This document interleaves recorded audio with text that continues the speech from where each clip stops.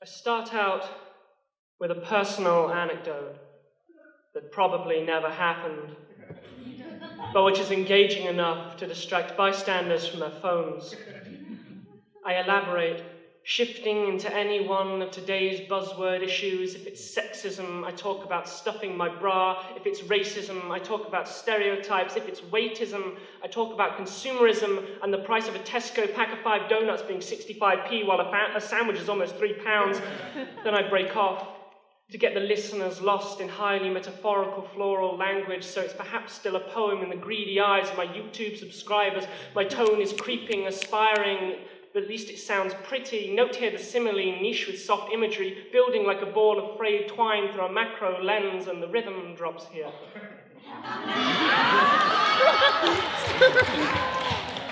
And I change the subject to the wider sphere of knowledge, to display how systemic the issue is with learned statistics like 35%, like 1 in 3, like 15 to 1. But generally, I repeat the same thoughts and opinions as before, but within context, and that's all it is, it's relevant context. I reference some historical figure, whether criminal or martyr, hypothetical questions that get the audience to react with a gasp until the pin drops like a bass drop. And anger pops the top of the can off, and repetition, there's a name drop. I'm pointing now, I point at the audience. Yes! You will find it easier to empathize now the fourth wall has been broken.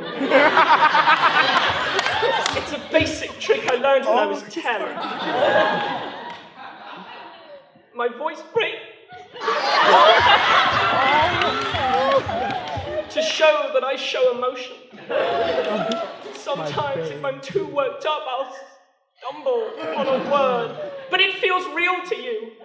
And that's all that matters as I power on through, resentment and grief bubbling up into abject inspiration, volume over comprehension. I count points up on my hand. There's 1, there's 2, there's 3.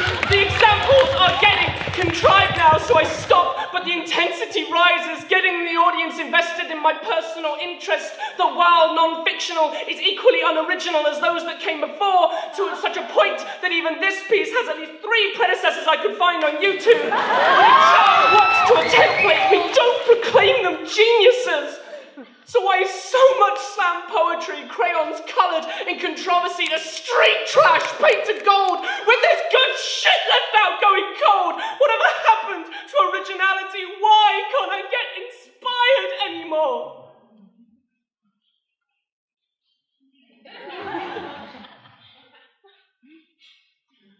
After a pause.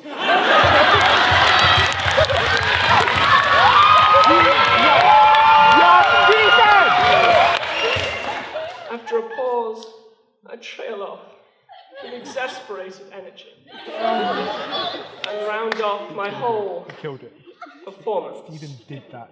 by linking back to my original statement.